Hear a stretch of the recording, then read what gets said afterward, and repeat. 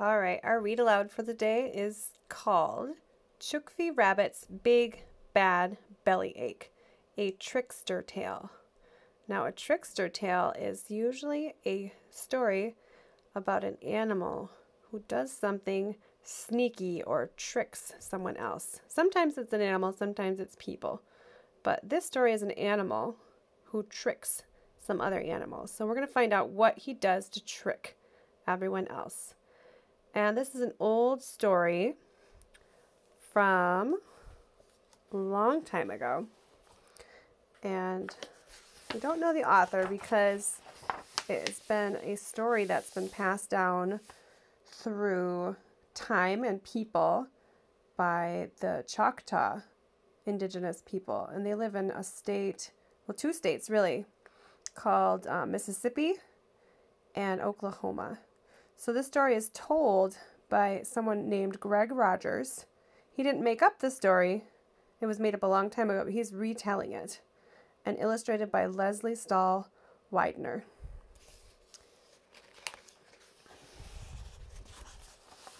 I'm going to read it in my lap, so we'll see how this works. Down here in Choctaw country, most folks will tell you that Chookfee Rabbit is lazy. And then they'll say, and watch your food when Chookfee Rabbit is around. Blink once and it'll all be gone. Like that one time, a long time ago. Look at, he looks kind of lazy, doesn't he?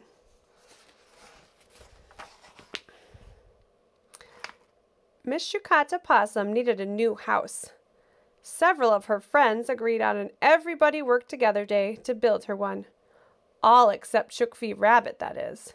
Chookfee, would you like to help build me a house? Asked Miss Possum. Chula Fox, Nita Bear, Looksy Turtle, and Quinta Beaver will all be there. Oh, I'm just so sorry, said Chookfee Rabbit. I'm much too busy on that day. But I didn't even see which day. Oh, which day? Asked Chookfee. Tomorrow. Yep, much too busy tomorrow, so sorry. Oh, that's too bad, said Miss Shukata. I'm making dinner with fresh homemade butter for everyone who helps. Oh, wait, said Chookfee. I just remembered. It's the next day that I'm too busy. Tomorrow I can most certainly be there. Well, that's just how Chookfee Rabbit is. See Miss Possum. Chookfee Rabbit.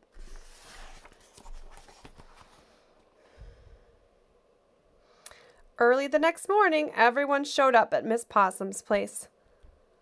She had made cornbread biscuits, grape dumplings, tanchi labona, which is Choctaw kind of corn stew, and best of all, lots and lots of homemade butter.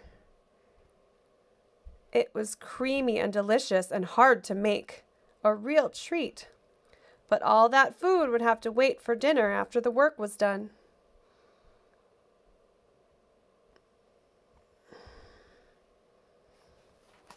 Looks yummy, doesn't it? When the working started, Quinta did the sawing, Chula did the digging for the corner posts, Miss Shukata did the sweeping, while Nita Bear and Looksy Turtle did the hammering. Since they didn't really have hammers back in those days, Looksy kindly agreed to be the hammer. See the turtle as the hammer. And Rabbit? Well, as usual, Chookfee had disappeared.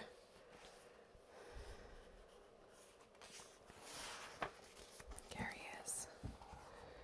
Chula Fox called out, Chookfee, where are you? From behind a pile of rocks. Rabbit answered, over here. What's he doing? Why aren't you working? Asked Chula. I'm sick, said Chookfee. I have a fever, but I think it will pass soon enough and then I'll be ready to work. But this wasn't true at all. Rabbit wasn't sick, he was just hiding. When no one was watching, Chookfee snuck down to the cold water spring where the food was kept and took the tub of homemade butter. He carried it back to his hiding spot behind the rocks. Ooh, let's make a prediction or a guess about what's going to happen. Is he going to eat the butter? I think he's going to eat the butter. Let's find out. Chook-fee could hear the sawing and the hammering. He heard Miss Possum sweeping, and Chula Fox's digging. This working and building could take all day, he said to himself. Chook-fee took the lid off the tub of butter. It was full. He didn't want to wait for supper. He wanted to taste it right now. So he licked the top of the thick, creamy spread. Once again, Chula called out, "Is your fever gone yet?" Rabbit ran his tongue along his buttery lips.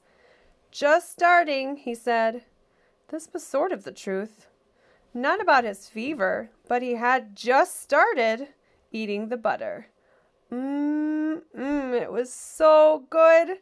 Just one more taste, he told himself. They'll never even notice. Then another and another.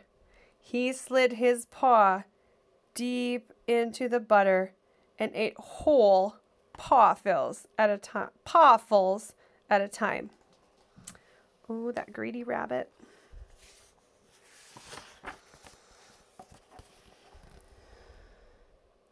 After a while, Chula Fox called out again. "How about now? Has your fever run its course?" That means, is it over yet? Chook-fee looked at the tub of butter. "About halfway," he answered. The sun moved across the sky overhead. By the middle of the afternoon, Rabbit had still not started working. "How's your fever now?" hollered Chula. "Almost gone," said Chook-fee. Yep, that's right. The tub was nearly empty. He scraped the last bit of butter from the bowl and slipped it into his mouth. He ate all the butter, you guys. He lay back against the rocks, his belly full. Look at that full bunny belly. When he could move again, he snuck down to the spring and returned to the empty tub. Oh, he is being tricky, isn't he? Just putting it back, hoping they won't notice. As the sun started down for the end of the day, Rabbit appeared from behind the rocks. "Okay," he said, "I'm ready to work." But it was too late. Mr. Taka's possum house was finished. "Oh, I'm so sad," said Chook-fee. "I missed all the work." Is he really sad, kindergartners? I don't think so either. He didn't want to do the work. "That's okay," said Miss Yukata. "At least you're feeling better. Now let's eat."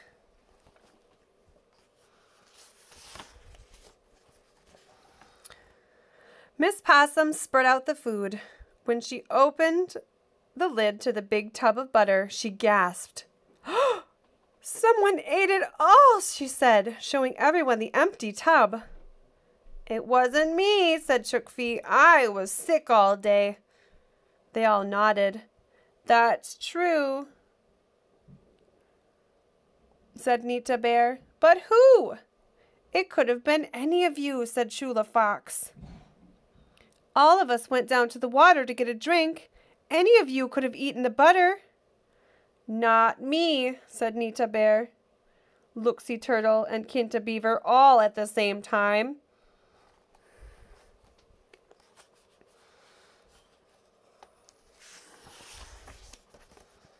"Well," said Miss Yukata, "let's just eat all this other food, and I'll make some more butter another time." And they did eat, that is.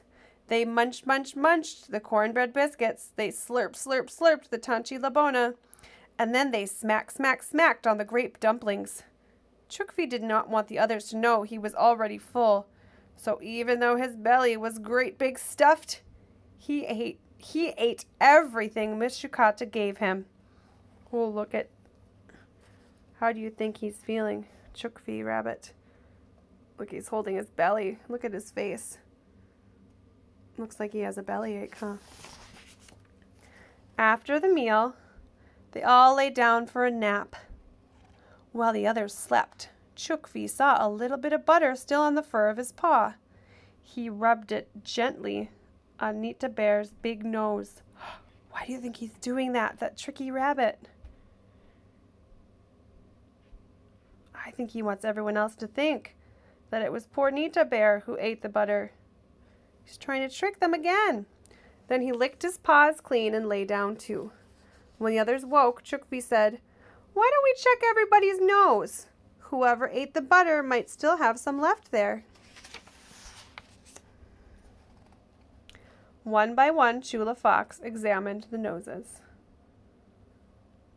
"Quinta, your nose is clean. Looksy, yours is kind of dirty, though certainly not buttery. But Nita Bear, your nose looks awfully shiny and greasy." Nita licked her nose. "It does taste like butter, but I didn't eat it." Poor Nita.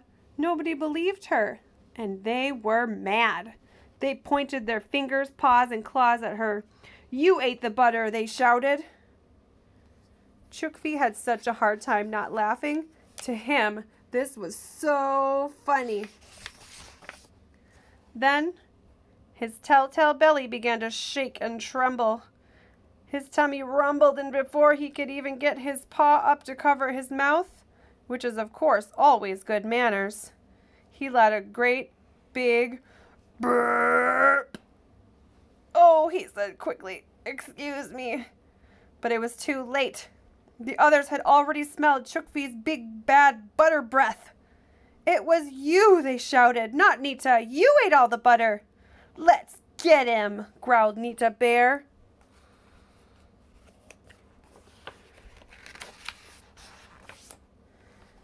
Chookfee tried to hop away, but his belly was too full. He was too heavy. He tripped over his own floppy feet all the way to the river. Splash!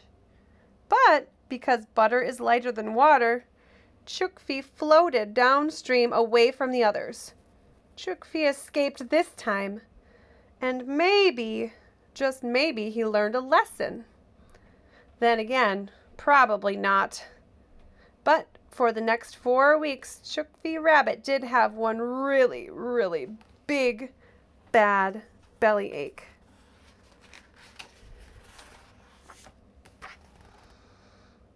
So it was that on this particular everybody worked together day, nobody but Chookfee Rabbit got any butter.